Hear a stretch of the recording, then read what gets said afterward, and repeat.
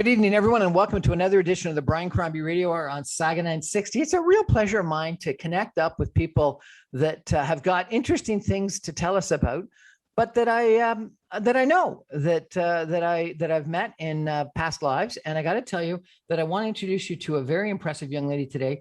Her name is, I'm going to get this wrong, I apologize, but Sara Adami-Johnson. Is that a correct pronunciation? Sara Adami-Johnson, who I met in Paris when I was taking a course with the International School of Management. She is one of the best educated, most knowledgeable people I know. She works in wealth management for Bank of Montreal in Kelowna, BC. Her partner lives in Los Angeles and they survived through COVID. So that's a whole different story that we're going to have to talk to about at some point in time. But just to give you a sense of how smart this lady is, she's got a LLB, a law degree from the University of Milan in Italy, a major in European antitrust law. She has an LLM, which is a master's of law in European business from PALAS, a consortium of European universities, and another LLM in U.S. law from the Antonio Scalia Law School, Mason University, Virginia. And then she's got a PhD in international business management with a thesis in the field of behavioral economics, positive organizational behavior on the topic of employee engagement from the International School of Management in Paris, France. She's been called to the California bar. She is accredited with a whole bunch of different organizations with options and derivatives, a qualified trader. She's an affiliate member of the CFA Society and CFA Vancouver and Okanagan chapter. She's active member of STEP Canada, the Kelowna chapter, Kelowna State Planning Society, and the UBCO Gift Planning Society. She's a student member of the CBA, and she's an active member of the ABA. Wow. And it goes on. She's fluent in English, Italian, with a working knowledge of French. She studies and writes and lectures and published papers on art law and planning, global economics, legal, digital assets, wealth planning topics. Before coming to Canada, she was trained in the UK and worked for the Dutch Central Bank. And what she wants to talk about tonight is cryptocurrency and blockchain and NFTs. Sara, how are you? Welcome to the show. Great to see you again. Yes, Brian, thank you so much. And it's a pleasure being here. Thank you for inviting me. So tell me, like, my gosh, what a academic background. Like, why so many degrees? I'm a long life learner. I'm an adult learner. I'm a young learner. I don't know why so many. I think I'm a curious mind. And I think that, you know, Socrates used to say that the more you learn, the more you think you don't know. The more things you discover, and the more curious your mind becomes. So also as a professional, you kind of grow into feeling that you have a duty to learn and stay current and understanding reality, especially in a client-facing job like mine. You get questions about so many different things. And so even though you cannot be a specialist in everything, you tend to just start researching about everything. So might as well get a certificate so that your learning actually has some academic, distinction. So now it's interesting that you're a wealth management individual with Bank of Montreal, but you did a PhD in behavioral economics. Mm-hmm. Tell me, what's behavioral economics and how does that differ from the typical economics that Bank of Montreal would most of the time talk to people about? So thank you for asking me that question. That's actually a very interesting question. So first of all, I do not manage money. I'm a planner. So I plan for people. And as a lawyer as well, that kind of, it follows perfectly my background, where the strength of a lawyer really is in discovery, in asking questions, because the questions that you have normally lead to certain answers. So why behavioral economics is really when you deal with people like I do, and deal with families and deal with wealthy people most of the time, you tend to recognize patterns.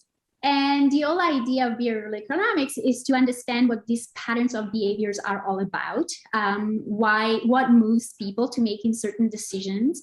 And most of the times are either for fears or for desires. And what moves people in making certain decisions, from an investment perspective to career decisions, family dynamic, the way that they manage their business, is all connected.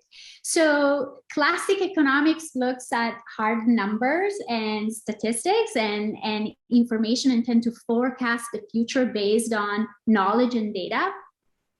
behavioral economics twisted reality a little bit and makes it more interesting because it looks more at the psychology of things. It looks at the heuristics, it looks at bias, it looks at the noise that actually impedes, even with, you know, a lot of information and perfect information, impedes and pollutes some of those, you know, correct decision making and makes them different. And so that's why, you know, I was interested in that. And I can tell you, it changed my life. You know, my doctoral studies really— It changed your life, really? Yeah, absolutely, 100%. It really gave me the ability to look internally and externally at reality. And I learned how to apply research methodology to everything I do. So, yeah. Fantastic. And tonight we're going to talk about cryptocurrency, Bitcoin, and NFTs. And we're going to get into a lot more detail in a couple of minutes after the break. But tell me, what is cryptocurrency, Bitcoin, and NFTs, really simplistically to start with? It's digital data. So it's an electronic data. Like everywhere you look for a definition, you know, it's digital capital. The definition is really, it's electronic recording, it's code, it's computer-based assets.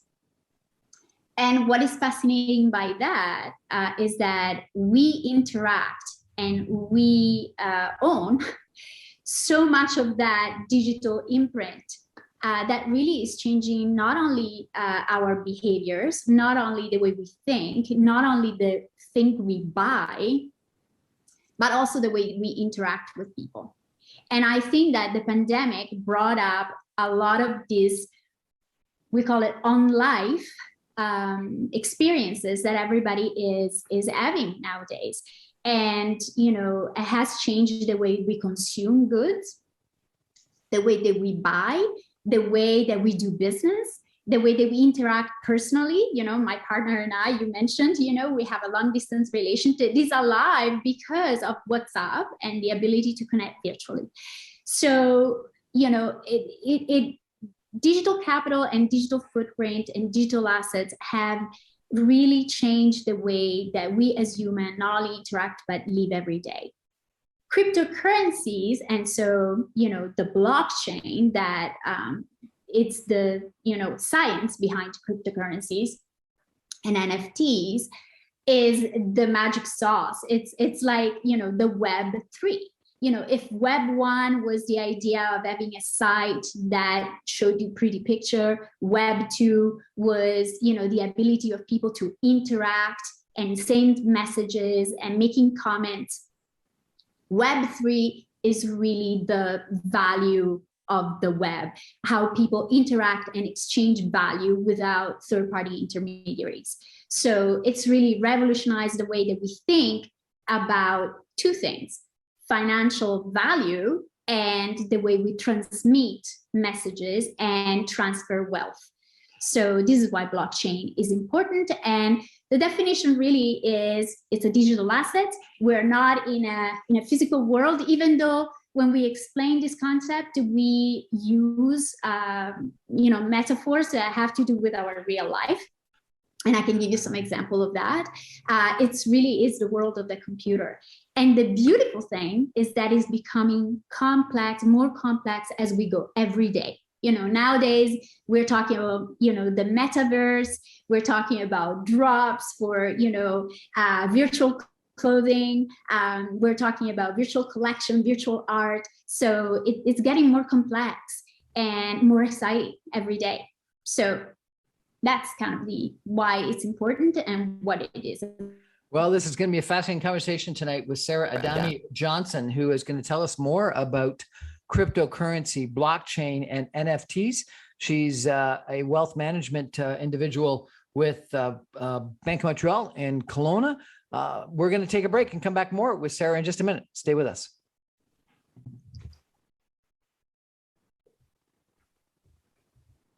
Wow. I'm having a fascinating conversation tonight on the Brian Crombie Radio Hour with Sara Adami-Johnson. She is a director of private wealth with Bank of Montreal in Kelowna, British Columbia.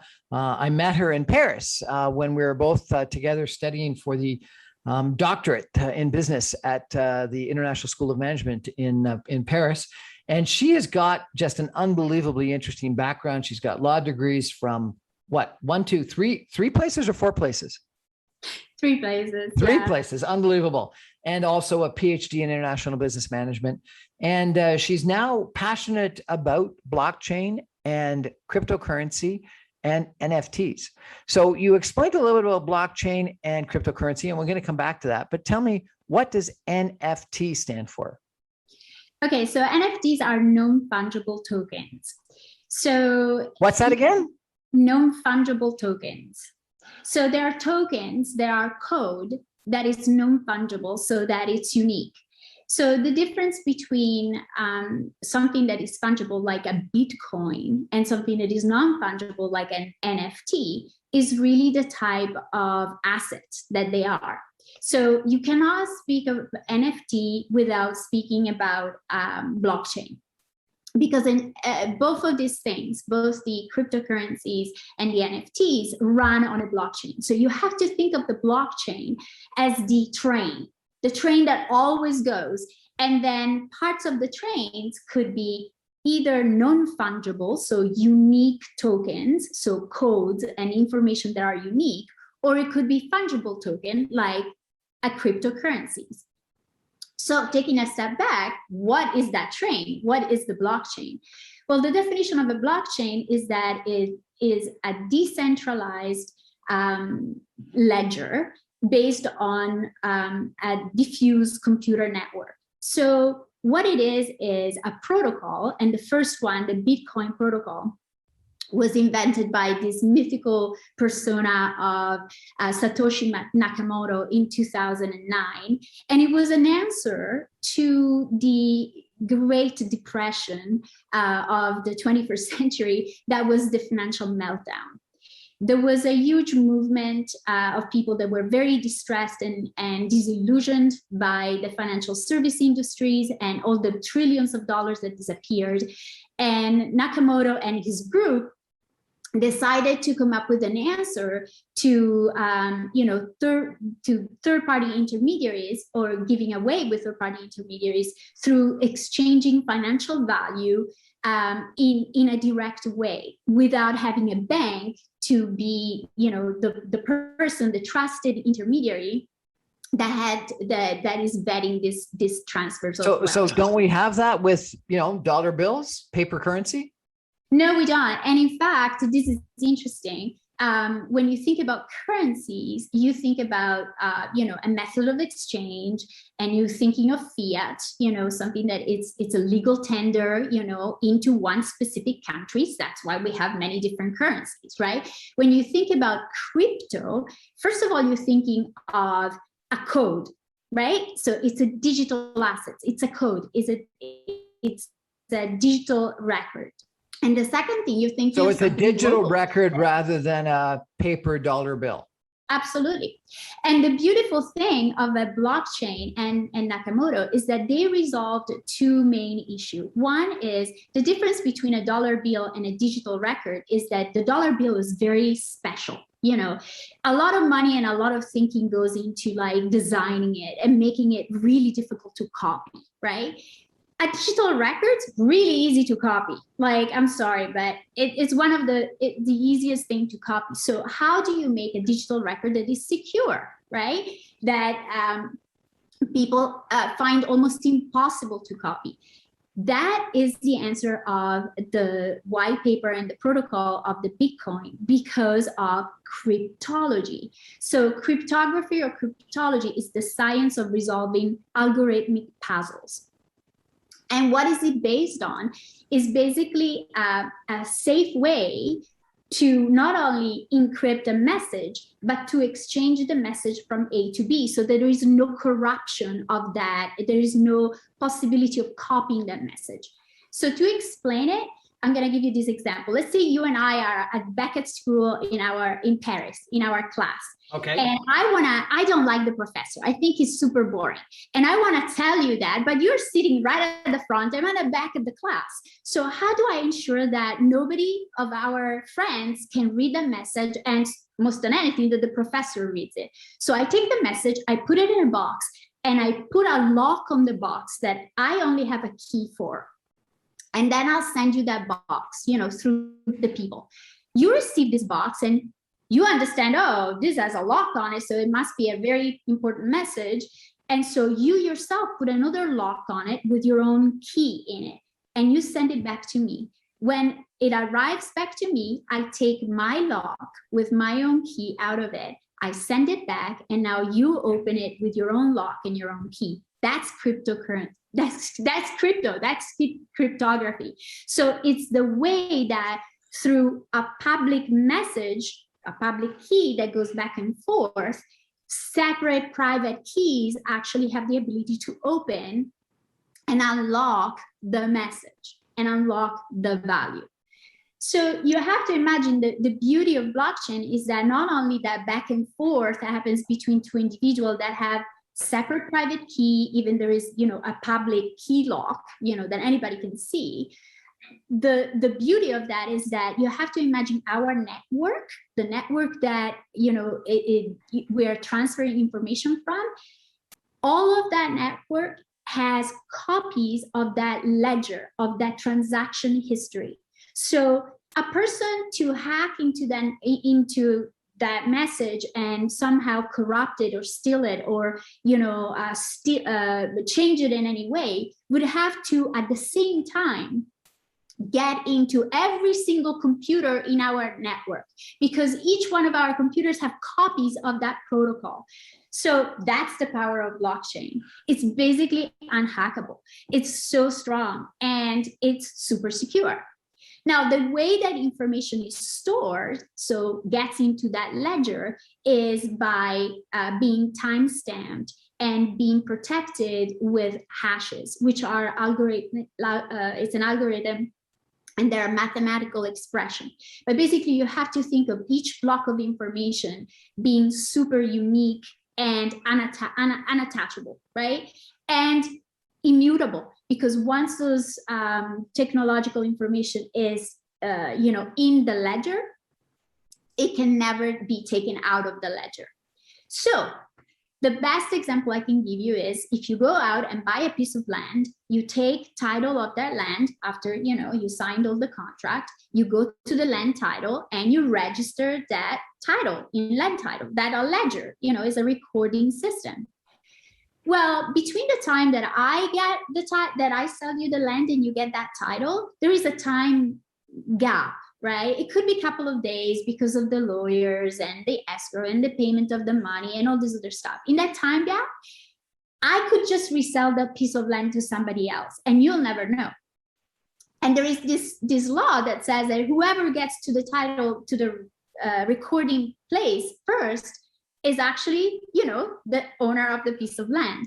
Well, the beauty of blockchain is that as soon as I sell you something, it gets recorded automatically into the blockchain. No time delay. No time delay. Okay, so that's blockchain. Yes. What is cryptocurrency? So as I said, it's all based on this idea of cryptography or cryptology. The cryptology is the study of the cryptographic science. And so a cryptocurrency is a digital currency. It's a code that is produced through a blockchain. Now, I study behavioral economics, and one of the things about behavioral economics is game theory. And game theory is based on incentives. How do you make people work for you? How do you keep an employee? By making them happier. Well, you give them incentives, you pay them a lot of money, you give them rewards and all this stuff. Blockchain is based on game theory. So for the system to continue to be alive, and for having this computer connected and resolving this secret, and very difficult puzzles, mathematical puzzles that actually allows for the, creation of this ledger, the miners, so the computer owners that give their power to the system are paid back in cryptocurrencies. They're paid back with cryptographic codes that have a certain value. So that's what cryptocurrency is. It's a special code that miners receive in exchange of their work that they're doing within the blockchain system. What work are they doing? All they're doing is recording a ledger of different transactions. Absolutely, 100%. And the beautiful thing about Bitcoin is that and the difference between, for example, Bitcoin and Ethereum is that there is a finite resource. The protocol says there are only 21 million Bitcoin, and eventually by 2040, they will all be mined. So it's a very finite resource. It's kind of like gold. It's like digital gold, right? There's so much out there. Why is there only 21 million? Why can't there be 42 million? Because that's how Satoshi Nakamoto protocol came up with, that it was only 21 million. And then your question would be, so what happens then? What happens when all the Bitcoin has been mined? How is the system going to function? Well, the system is going to function through through fees. And that's actually how Ethereum works. You see, Ethereum doesn't work on a Bitcoin protocol, it works on an Ethereum protocol, and the miners don't get incentivized by receiving Ethereum coins. There is no such thing as that type of incentive, and they have to pay what we call gas fees that will reward the miners. So if you're using the system, you have to pay a fee. It's like a fee for service. And those fees are paid in their own cryptocurrency, which is the Ethereum cryptocurrency. So every blockchain has their own specific cryptos, which are the specific codes and digital data that has some kind of value, and you can use to exchange assets on the blockchain. Is there one blockchain or a whole bunch of blockchains?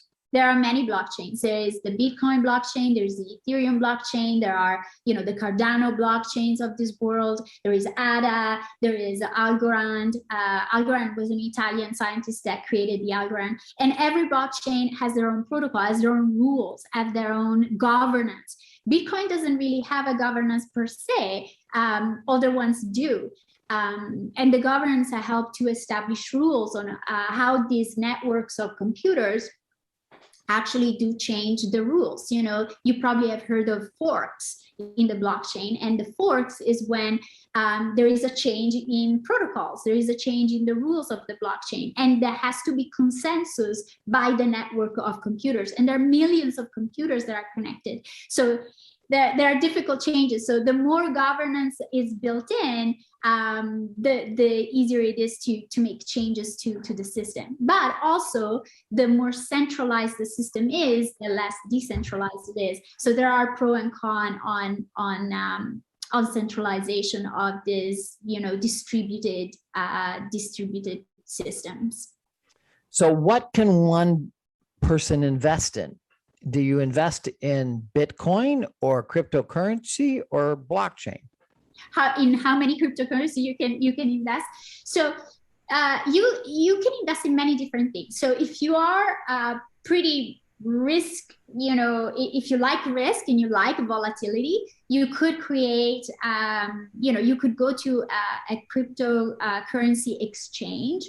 There are many out there. One is Coinbase, and exchange your Canadian dollars for either Bitcoin or Ethereum. You can buy, I think, up to 20 or 30 different ones through Coinbase. Which are effectively just digital currencies, just like different foreign currencies. That's a digital currency, correct?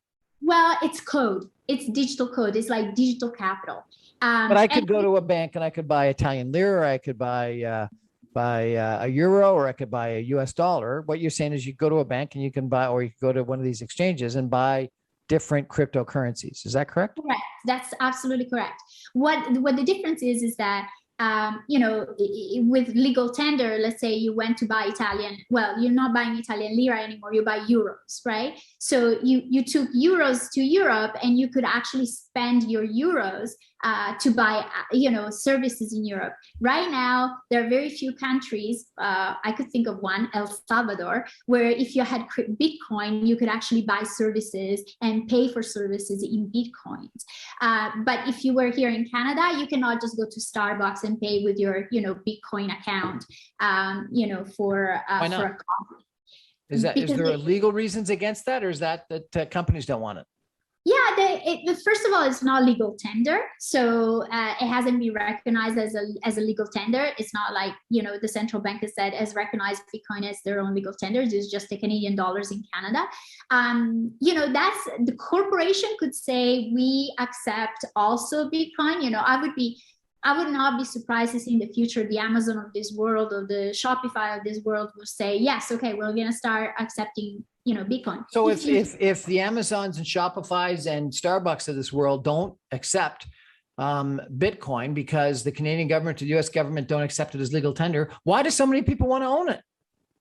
Because it's digital capital, and actually the more, what we call it, the OGs. You probably have heard of this word. OGs are the original gangsters, so-called, the people that have bought Bitcoins or other cryptocurrency at their start. And I mean, this is a fairly new tech. Bitcoin has been out since 2009, Ethereum 2015. There are new ones that are come up every day. Some last, some don't. But it's a fairly new, But if people can invent new cryptocurrencies all the time, like there's only so many countries and only so many currencies that one can invent. If there's an unlimited number, an infinite number of currencies, digital currencies that one can maintain, what gives it value? That's a very good question. So the value is in the network. Because remember, the strength of the blockchain is in the network. The more computers that are connected, the more people that are connected in the network that participate in the blockchain, the stronger and the more powerful it is. So this is why we call it the classic Bitcoin. The Bitcoin blockchain network is huge.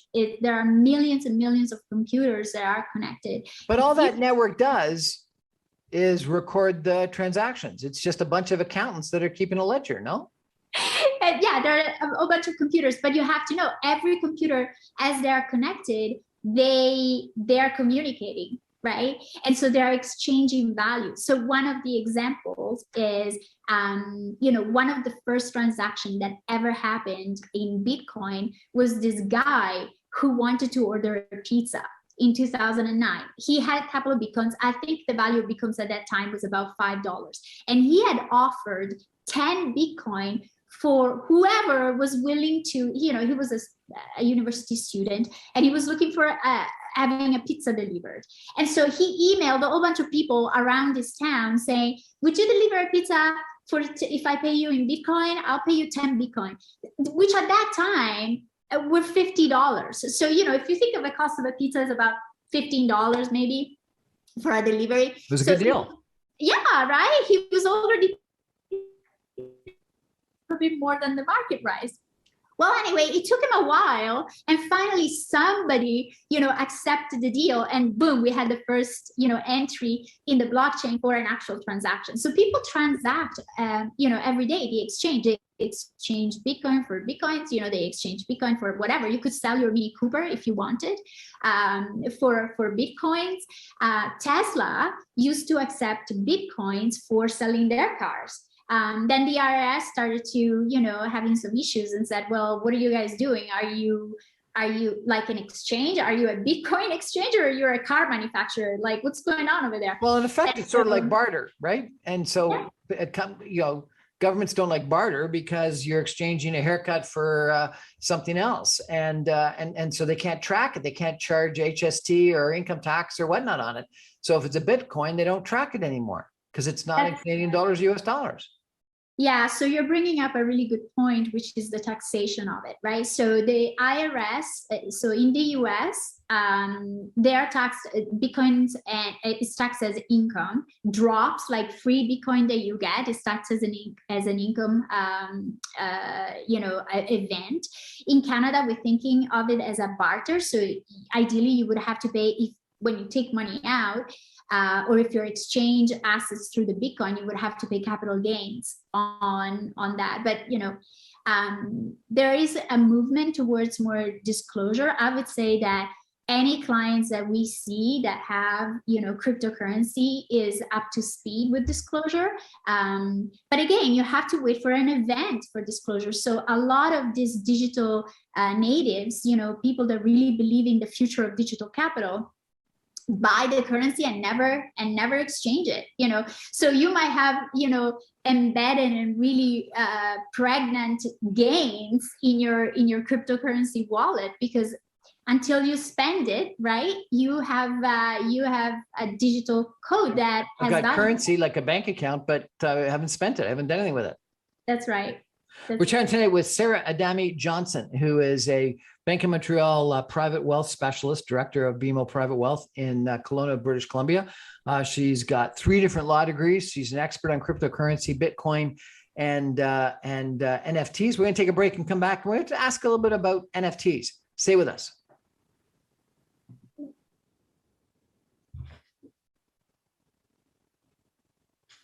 Welcome back to the Brian Crombie Radio Hour on Saga 960. I'm so confused. I'm chatting tonight with Sara Adami-Johnson.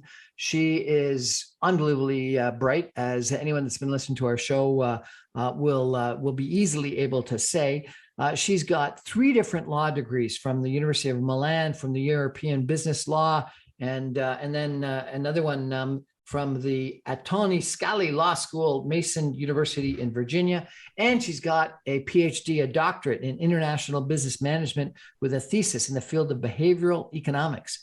And I guess because of your role in private wealth management, you've become an expert in Bitcoin, blockchain, and NFTs. Are lots of your clients thinking about investing in cryptocurrency? That's a really great question. The answer is yes. We actually have some, and not only myself, but in my peer industry, we're dealing more and more with clients that have digital assets and cryptocurrencies. That's not something that you want to actually tell the world. If you do own cryptocurrency, you keep it pretty much on the low, because it's dangerous. People could come and break into your house or break into your computer and try to get your private key. These are assets that are quite appealing for people, so you want to keep it fairly secret. So that's interesting. So if I've got dollar bills, I can put them in a safe, or I can put them in a wallet, or I can put them under my bed, or I can put them in a bank. How do you store cryptocurrency? In a laptop computer on your desk? So there are 2 ways. Actually, there are many ways, but the most common ways is to either have what we call it a hot wallet, so a wallet that you software, so on your computer, or a cold storage wallet, which is really you download your private key information and then you keep it separate, you keep it secret somewhere. And I can tell you that there are nightmare stories of people that have their private key and then they don't remember where they put it. Or you probably heard about a gentleman, I think he was in the UK, that had all this information in his computer, and then the computer went into, the landfill, and that's where he stored all his password and information. So there are definitely risks. Also, if you put your paper, it's quite a long digit. It's 52 digits long, this private key. If you put it on a paper and you put it in the safe, and the safe is not fireproof, that doesn't quite help either. Some people cut it up and they give it to different people so that, your brother has a third, and then your wife, and then somebody else has the other piece. The problem is, what happens if something happens to either one of these individuals or they themselves lose it? some people try to do what's called a brain storage. They come up with like phrases that they write down that, you know, will remember, will trigger certain things to remember the private key. One thing about the brain thing, the brain storage, is that it's been proven that people tend to think about the similar words to remember similar certain numbers. And so brain phrases are actually really easy to hack. There are also the ability of having multiple signatures, for example. So you actually give different people the same key, but then you have a mechanism that 2 out of 3 people always have to be present to, you know, open up the wallet. So you're right. I mean, the storage is a problem. I can tell you that. How many digits are there in the key? 52. And 52.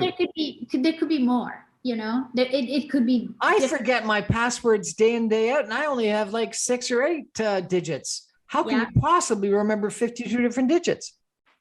Yeah, it's quite something. It's quite something. And you have to say, like, if this is a problem while you're alive, and this is where my planning, you know, comes into place, is what happens when you die? You know, what are you leaving to your family? How do you find that cryptocurrency after you've gone? Exactly. How do you find it? It's a really big deal. It's a big problem, because while you're alive, you don't want to tell anyone, right? Because you want it to be kept as secret as possible. But when you're dead, you actually need to set up a plan for your loved one to actually being able to access it, to find it and access it.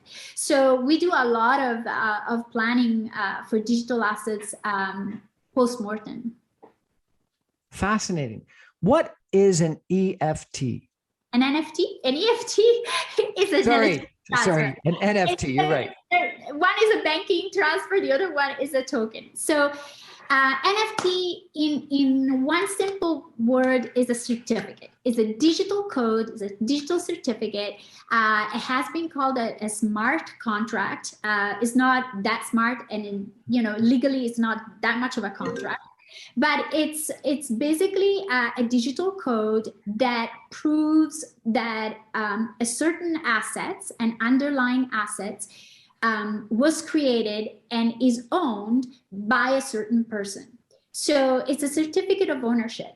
Now, a lot has been, and if you read through the media right now, there is a huge hype about NFT and art, and unfortunately, there's a lot of misconception about it. The NFT is the digital certificate of ownership that is connected with a work of art. So the work of art is a separate thing, and it's either digital or it could be a sculpture. Like my partner did some NFTs with some drawing that he had, and then minted the digital certificate, which proves that that specific drawing, it's his, he made it, it's his. At the price of the drawing, it has a description. How's that different than a copyright or a trademark? Well, the copyright that belongs to the drawing, it's embedded into it, right? And that stays with the artist. The NFT is the digital certificate. So it's something completely separate. The NFT doesn't give you copyright. So if I buy a painting or a digital picture through an NFT, I don't acquire the copyright. The copyright stays with the artist. What I acquire is the certificate. I acquired the picture, and I have a digital certificate that proves that I am the owner. Not only that, it proves who did I buy it from. So what's the benefit of owning that NFT digital certificate if the prior person that created it actually has the copyright to make use of it? Yeah, so absolutely. You own the piece. So, and this is typical for all digital art. Nobody really owns the copyright beside the creator.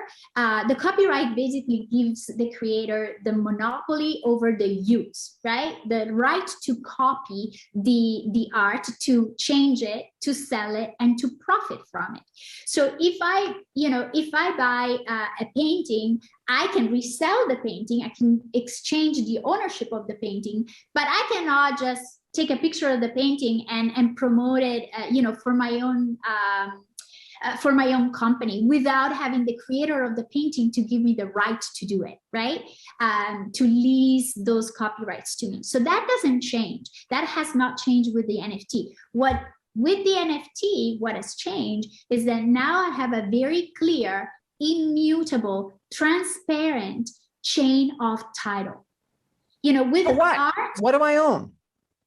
You the own digital right to the painting?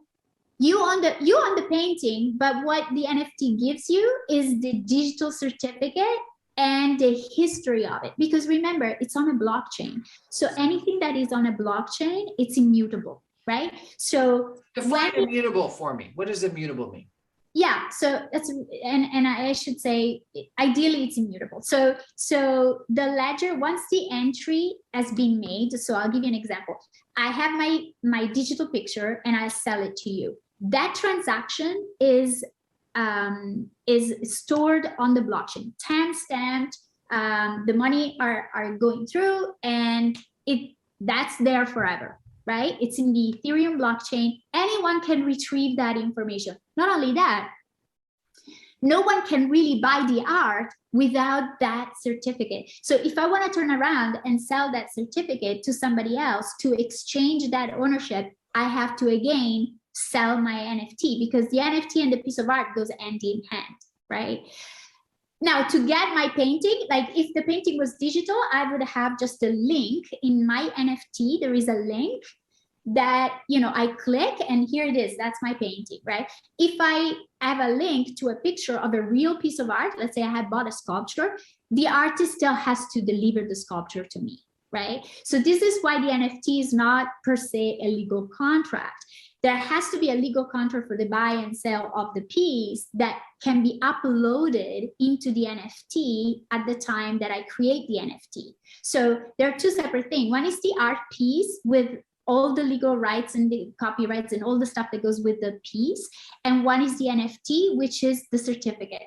It's the certificate of authenticity and of ownership of that specific piece. So it has been proven that, you know, if you read any article, there is this misconception that people are buying NFTs, and there is this idea that because you buy the NFT, you actually buy the piece of art. Well, you buy the NFT that points. There is only a pointer. The NFT is just the certificate that points, that connects to that piece of art. You still have to buy the art. You still have, well, when you buy the NFT, you automatically buy the art. So what you pay is the price of the art piece.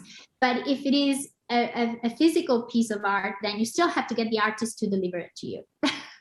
Which, you know. So this has been fascinating, Sara. You've explained NFTs, you've explained cryptocurrency, you've explained blockchain, you've explained Bitcoin. You're in wealth management. If I sit down with you and, you know, let's assume for a second I've got some money. If I sit down with you and ask you what I should invest in, tell me how you talk to your clients about this. So then again, so I'm not a money manager, so I can't tell you what to invest in. But if you were interested in investing into art, and then I could help you to understand what you're getting yourself into if you were to go to Christie next month and buy an NFT, right? So my position is to educate our client. After you bought whatever you bought, or if you do have cryptocurrency and you come to me, I will help you to plan for it. So to, you know, should we put it in a trust? Should we do a separate will? You know, should we have a will specifically for the currency, for the cryptocurrency, so that it's not probated, for example? Should we put it in a special trust, in a self-benefit trust? Should we, you know, should we look at it in a, you know, to maybe de-risk the portfolio? Maybe your money manager shouldn't be investing into crypto or anything like that because you already have it, right? So that's the type of planning that we do. We're chatting tonight with Sara Adami-Johnson. She is a director of private wealth management with Bank of Montreal in Kelowna, British Columbia. We're going to take a break and come back with some concluding comments in just a minute. Stay with us, everybody.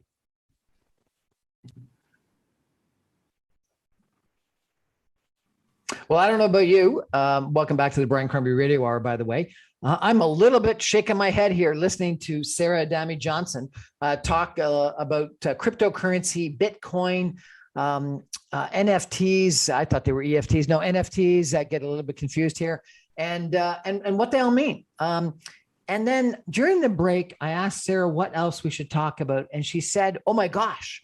And it's amazing how she gets passionate about this. She said, we need to talk about post-mortem. What was it? Post-mortem Privacy rights. Privacy rights. So what are your privacy rights after you die? Sara, tell me about post-mortem privacy rights. Yes. So a couple of things. So first of all, not many people know that digital assets, actually, beside cryptocurrency and NFTs and blockchain, encompasses everything, our digital footprint. So our Facebook account, our Google account, our Gmail, everything. And one of the things that you should know is that one of the biggest problems for fiduciary after a person passes away is to have access to those accounts. You know, can we take down the Facebook of mom and dad, or grandma and grandpa? Can we access their email and just shut the email service down and all this stuff? So there is a lot for planning of this social media and accessibility of these accounts. Maybe my grandma didn't want me to have access to her Facebook. And Facebook has a default to memorialization. So if you don't tell Facebook otherwise, and by the way, it's in your privacy settings in Facebook. Facebook will keep your account forever.